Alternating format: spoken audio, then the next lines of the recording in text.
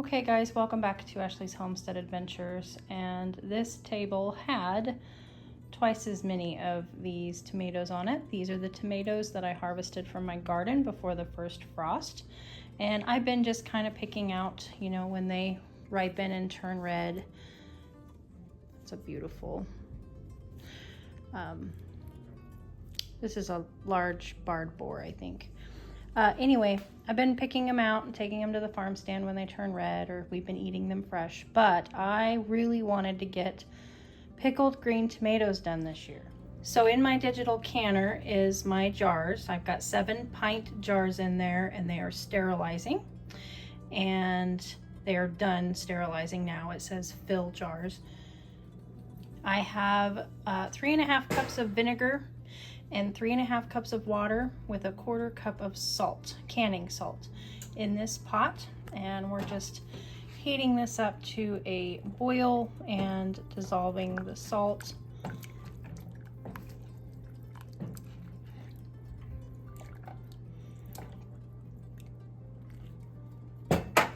I have some garlic cloves from my garden and some chilies from my garden. There's some cayenne chilies and some jalapeno chilies, and these are, you know, they're past the point of eating fresh, but they're still perfectly good to can with.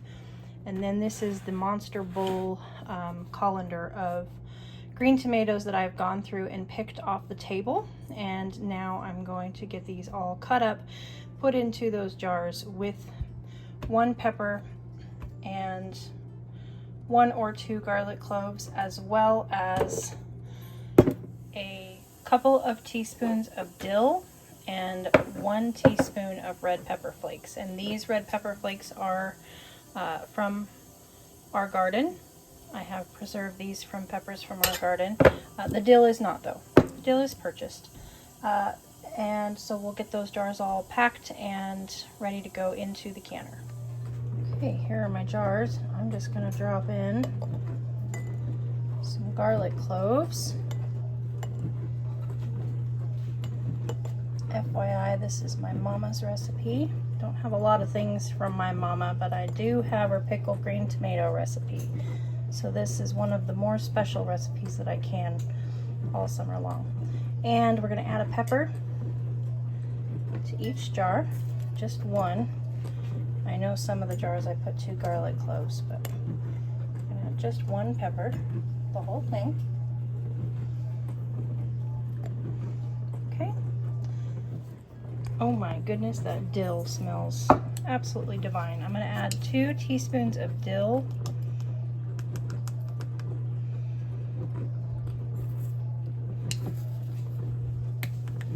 Doesn't have to be exact. My mama was never exact. She was a kitchen rebel with the best of them. And she always made really good food.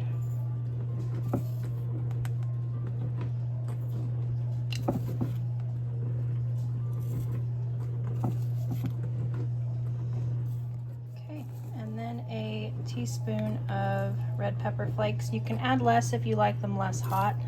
And I was just thinking I probably should state in here that these are more, most people are going to want to call these like a spicy dill pickle. These are pretty spicy. I would say medium heat. So if you want less spice, then don't put a pepper in it, and add as much chili peppers flakes as you think you can stand. Other things that you can add into these jars that my mama would do, sometimes she'd add a stalk of celery. Always fresh sprig dill if you have it from the garden. My mom did all kinds of peppers, and her really mild ones she would put like Anaheim peppers or poblano peppers. You know, so just you can mix and match a little bit as you want. You can put no peppers in there, that's perfectly fine. You can put just tomatoes. So now I'm going to get these tomatoes cut up, the ones that need to be cut up. I will, obviously, I'll cut that off of like that tomato, and that tomato will get cut up. But these little guys that you can just pop in your mouth and they'll be a pickle of explosion in your mouth, we're leaving these just like this. And This is why I waited until the end of the season to harvest, because I love the smaller tomatoes and the green cherry tomatoes that come off the vine. They're nice and hard and firm, and these are an explosion of happiness. That's all I can tell you. I'm most of the way done, and as you can see, these are going to be really cool pickled green tomatoes because of the color that I have in my heirloom tomatoes. Like this purple that you're seeing here is coming from a tomato that looks like this, and this is actually indigo blue. And let's see here, here's my perfect little star. This is Queen of the Night.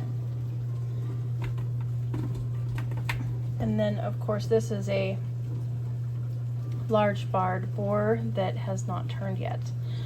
It also could be a stripies. It's hard to tell for sure because it's in its green form, but this is the joy of growing heirloom tomatoes. It makes for really pretty, unique canned pickled green tomatoes. And there's a lot of other heirloom things that make for cool things like white cucumbers, purple potatoes, you know, things like that. But I just wanted to explain that to you guys. I thought about it and I thought, oh, I better say something. And I am cutting anything that needs to be cut up into bite-sized pieces. So as you can see, this is a cherry tomato next to a tomato that I sliced up. This is a larger cherry tomato. So bite-sized pieces is the size that I'm cutting them into. Look at how beautiful that tomato is on the inside.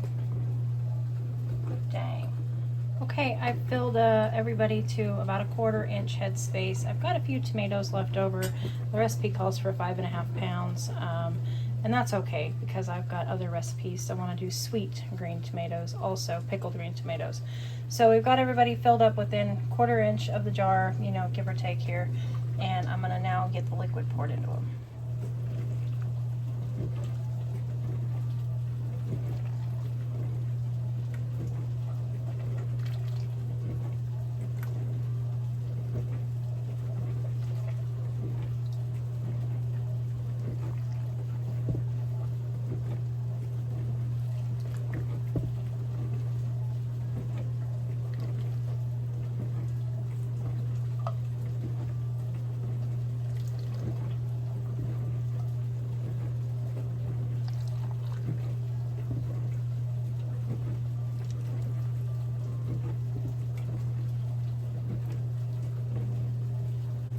Now we're just going to get the bubbles out of them.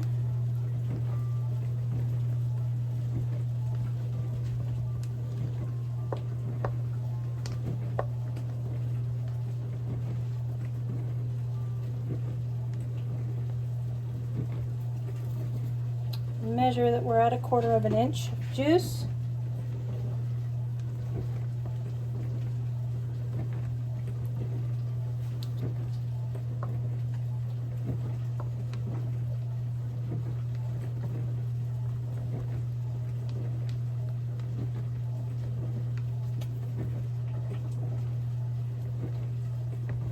Now we're going to go around and we're just going to clean off the tops of our rims.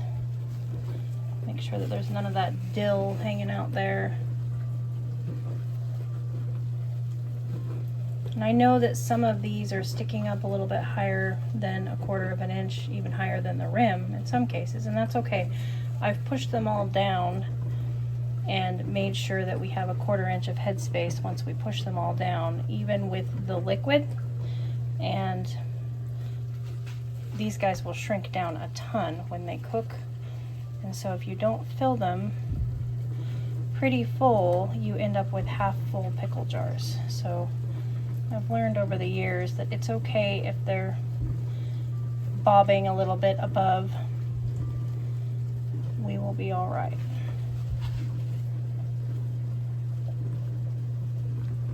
All right, I'm gonna get our lids and rings on and put them back in the canner. Okay, finger tight on our rings. And now let's get these babies back in the canner.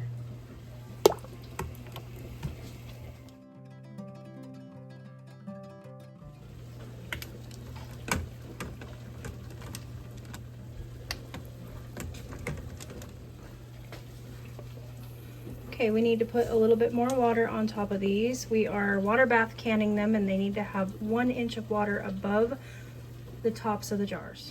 Okay, we are now over 1 inch of headspace.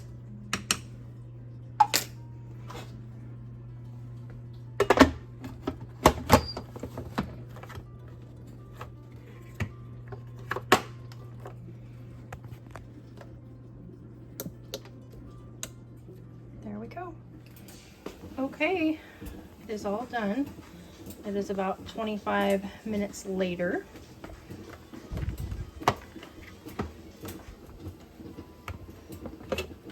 Always open your canner lids away from you.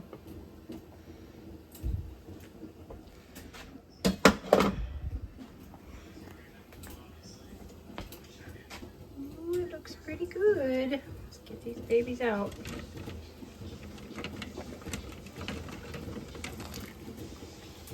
Yum.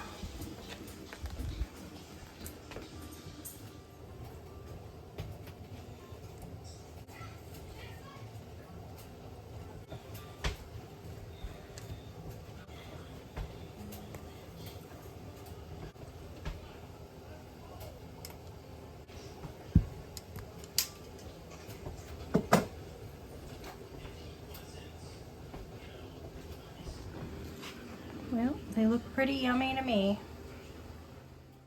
Thank you guys so much for watching. I hope you had a great day. I'll catch you on the next one. Yours truly.